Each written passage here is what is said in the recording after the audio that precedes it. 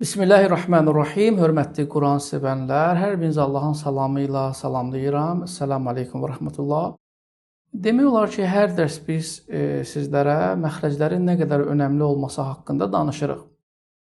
Tələbələrimizdən biri Quran-Kərim oxuyarkən belə bir xətaya yol verir. İstədim sizinlə də paylaşım, faydalı olsun deyə. Uca Allah buyurur, Bismillahirrahmanirrahim, deməli, Əl-Qariyə surəsi. فَأَمَّا مَنْ ثَقُلَتْ مَوَازِنُهُ Qiyamət günü o kəslərin ki, xeyirli əməlləri tərəzidə ağır gələcəksə, فَهُوَ فِي عِيشَةٍ رَاضِيَةٍ Həmin kəs onun razı qalacaq həyatı yaşayacaq. Yəni, Allah ona cənnəti bəxş edəcək.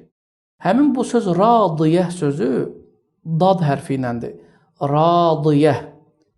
Və tələbələrin biri oxuyanda buranı radiyyə dedi, radiyyə, dəllə. Radi sözü ərəb dilində radi, pis mənasındadır.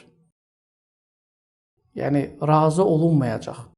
Yəni, təsəvvür edin ki, burada fəhuvə fi işəti radiyyə deyəndə razı qalınacaq bir həyat yaşayacaq.